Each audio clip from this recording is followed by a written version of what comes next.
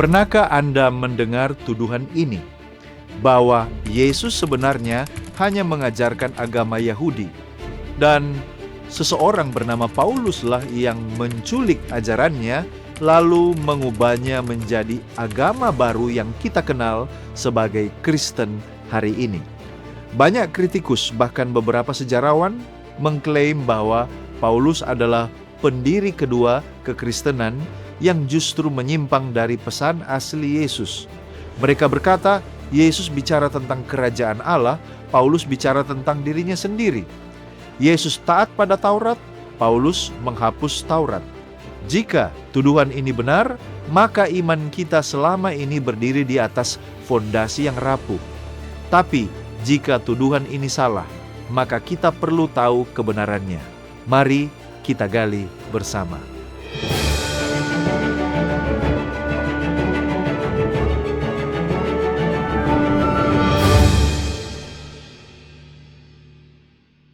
Poin pertama yang harus kita pahami adalah relasi. Tuduhan bahwa Paulus bekerja sendiri atau memberontak terhadap murid-murid asli Yesus adalah klaim yang lemah secara historis. Mari kita lihat kitab Galatia pasal 2. Di sini Paulus menceritakan bagaimana ia pergi ke Yerusalem, pusat kekuasaan para rasul seperti Petrus, Yohanes, dan juga Yakobus. Apa tujuannya? Yaitu untuk memastikan bahwa Injil yang ia beritakan kepada bangsa-bangsa non-Yahudi itu adalah Injil yang benar. Lalu, apa hasilnya? Di ayat yang ke-9 berkata, "Dan setelah mereka mengenal kasih karunia yang dianugerahkan kepadaku, maka Yakobus, Kefas atau Petrus, dan Yohanes mengulurkan tangan kanan mereka kepada kami sebagai tanda persekutuan." Perhatikan frase tanda persekutuan. Ini bukan sekedar salam teman, tetapi ini adalah validasi resmi. Para pemimpin gereja mula-mula yang berjalan bersama Yesus selama 3 tahun dalam pelayanannya mengakui bahwa ajaran Paulus adalah satu iman, satu roh, dan satu kebenaran. Jika Paulus adalah seorang penipu yang ingin membuat agama baru, mengapa Petrus dan Yakobus mendudukannya setara? Bahkan Rasul Petrus sendiri dalam suratnya 2 Petrus 3 ayat 15-16 menyebut bahwa surat-surat Paulus sebagai hikmat yang dianugerahkan Allah kepadanya, lalu menyamakannya dengan surat-surat yang lain yang merujuk kepada kitab suci. Jadi, secara otoritas, Paulus tidak pernah berjalan sendirian. Ia diakui oleh mata rantai asli dari Yesus Kristus. Poin kedua, mari kita bicara tentang teologi. Para kritikus sering berkata, Yesus mengajarkan ketaatan pada hukum Musa. Paulus mengajarkan keselamatan oleh iman saja.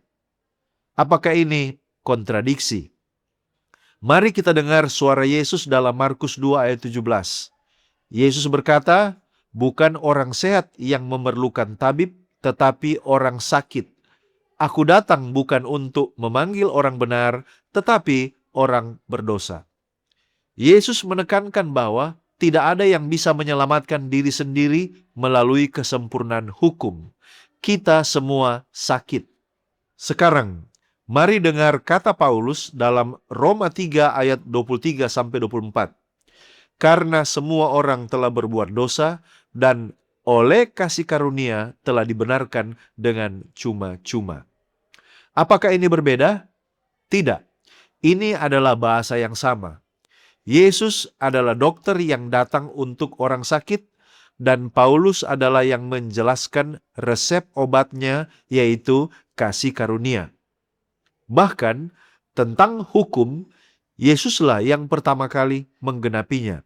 Dalam Matius 5 ayat 17, Yesus berkata, "Aku datang bukan untuk meniadakannya, tetapi untuk menggenapinya."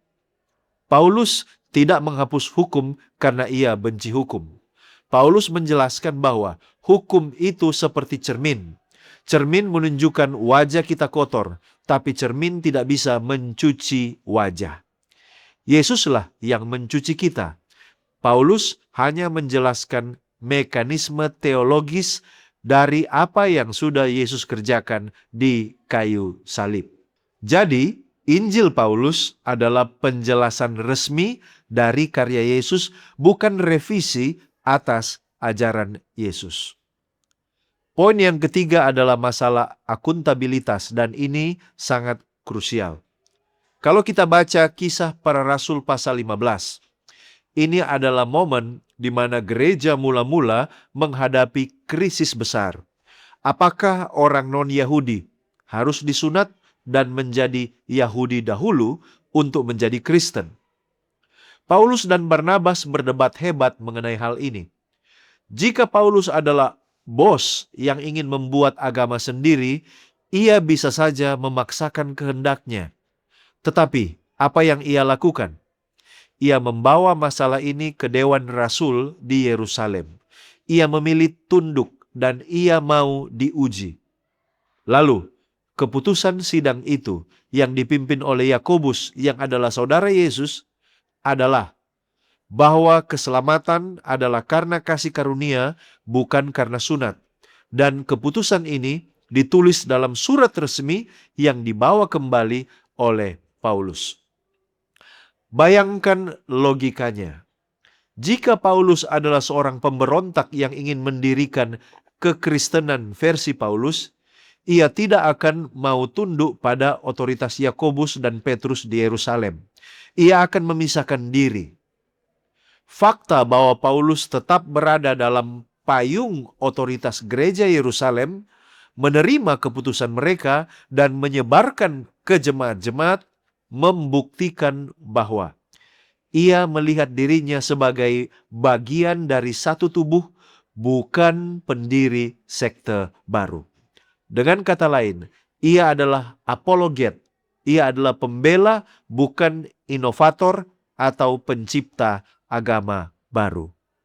Poin yang keempat, dan ini adalah inti dari segalanya. Mengapa Paulus begitu berani? Dari mana datangnya otoritasnya?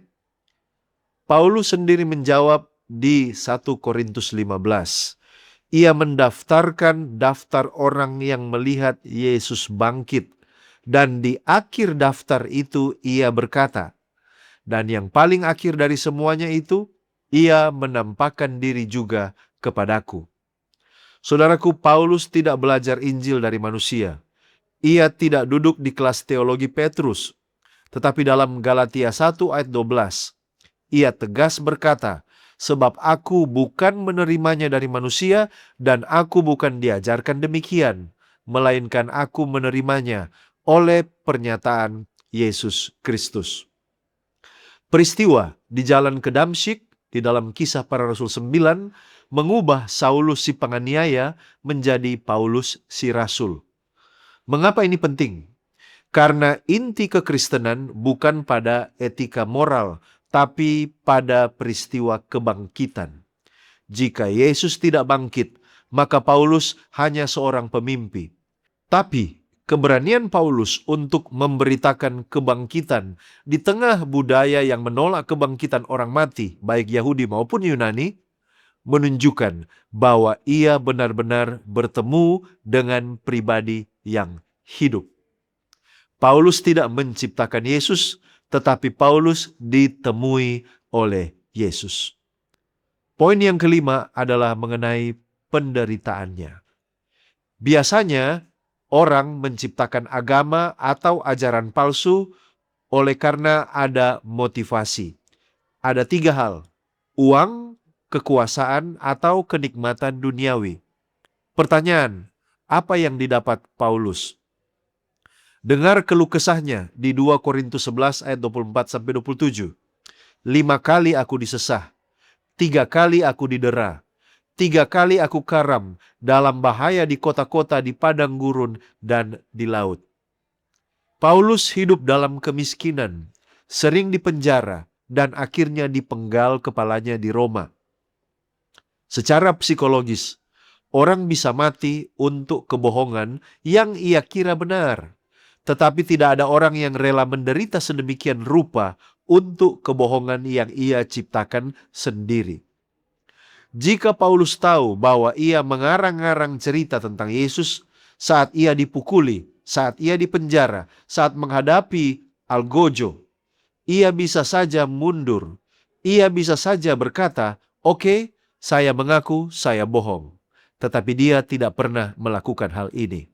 Penderitaan Paulus adalah meterai kejujuran. Ia tidak mendapatkan keuntungan duniawi dari kekristenan buatannya. Ia hanya mendapatkan salib. Dan itu membuktikan bahwa ia benar-benar yakin bahwa Yesus adalah Tuhan. Saudara-saudara, tuduhan bahwa Kristen adalah agama Paulus adalah tuduhan yang sudah berusia 2000 tahun dan sudah 2000 tahun pula terbantahkan oleh fakta sejarah dan kesaksian Alkitab. Paulus bukan arsitek. Paulus adalah tukang bangunan yang setia. Paulus bukan penulis cerita. Paulus adalah saksi mata. Paulus bukan sumber cahaya. Paulus adalah bulan yang memantulkan cahaya matahari, yaitu Yesus Kristus. Fokus kita bukan pada Paulus. Jika hari ini Paulus masih hidup, ia akan menunjuk Anda kepada Yesus, bukan kepada dirinya sendiri. Karena pesan Paulus selalu sama. Aku telah memutuskan untuk tidak mengetahui apa-apa di antara kamu selain Yesus Kristus, yaitu Dia yang disalibkan. 1 Korintus 2 ayat 2. Sekian dari saya, mari kita menggali firman Tuhan untuk memperluas wawasan dan mengharapkan terjadi pertumbuhan kerohanian.